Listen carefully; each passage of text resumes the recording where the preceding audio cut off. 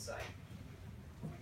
Okay, so now that Chad's walked y'all through the basics of the program and the project summary, I'd like to speak specifically about the assumptions that we made in order to reach our conclusions. As I'm sure you all know, any feasibility study, especially the financial feasibility studies, are only as good as the information that you pour into it, the assumptions that you make. And so I'd like to start off with the first group of assumptions being the sales proceeds. Now, the income that's coming from sales of finished urban is really the only source of cash besides a working capital loan that I'll discuss later. And it's going to perform three functions for the project. Primarily, it's going to pay off both the principal and the interest on that working capital loan that we discussed later. After that's completed, it's going to finance both the direct construction costs as well as some of the fees and the overhead costs of running the development company. Then finally, it'll result in a net profit for the investors. The figures that you see on this slide, you can see that we've pegged monthly sales at an average of about 6 per month. That's based on historical sales data from similar projects as well as input from real estate sales professionals. So we're very confident in that data. And you can see by the end of the 6th phase, we're calling for about 360 million rands worth of income from the project, revenue from the project.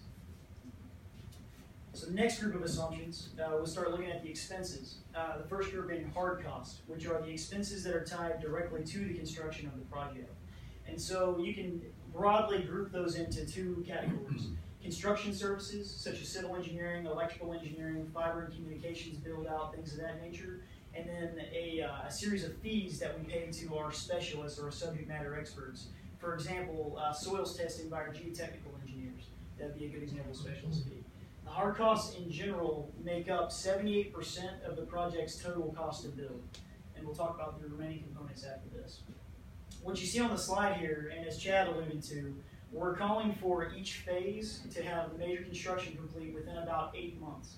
And so you can see civil engineering, electrical, and fiber communications build out 5, 3, and 3. Now, realistically, those functions are going to overlap as the project commences. You know, as you build a block and you reach final grade, you can start looking into putting the utility infrastructure and things like that. And so by pegging it at an 8-month timeline, we feel that we've given a conservative estimate for the model. And so we've built a little bit of a cushion into the model in case we have construction delays, bad weather, things of that nature. And so by the end of the project, we're looking at 154 million rands, specifically for the direct hard costs of the project. And you're engineers, so I assume that's real numbers. It's yes, sir, absolutely. No, not estimate. It's existing current numbers. Okay. We didn't escalate. We didn't work in escalation, and we didn't work in escalation in sales prices. Correct.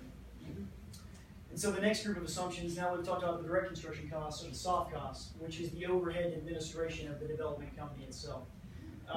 That makes up the remaining 22% of the total cost to build the project, and it includes things such as staff fees for the development company itself, national and municipal fees charged by government agencies, for example, maybe transfer duties charged by SARS, things of that nature.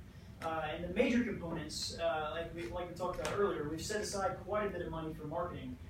Things like 3D rendering, 3D models, concept plans for homes, website maintenance, things of that nature.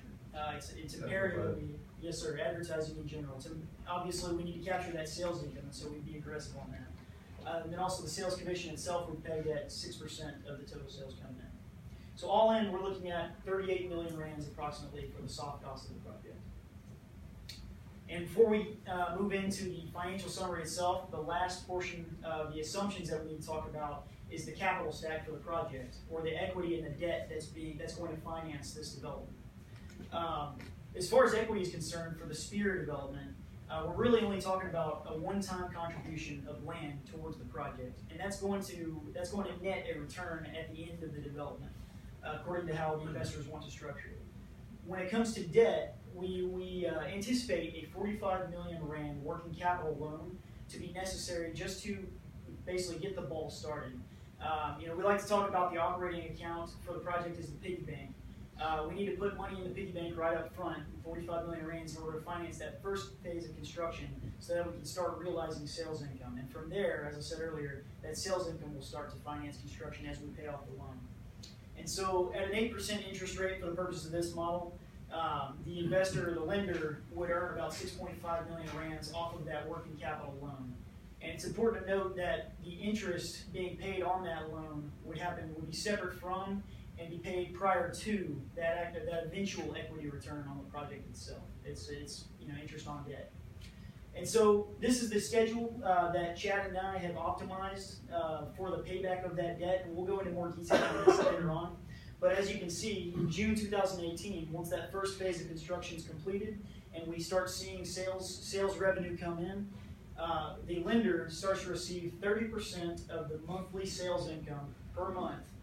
It's an amortized schedule, so every month they'll receive 30% of the scheduled monthly sales minus sales commission and VAT. And that percentage will increase as that piggy bank allows, as the operating account allows. The one thing that's critical with the development project is that we have to balance the needs of that operating account with the need to pay back that debt as soon as possible. And so we have to give ourselves a little bit of a cash reserve, and we can show you all how we calculated that later on as well, so that we don't have to risk a capital call and have to have more capital injected into the project. All in, September 2020, 33 months later, we believe, from sales beginning, we believe we'll be able to pay off the debt, and we anticipate about 51.5 million rands in order to cover the debt on the project.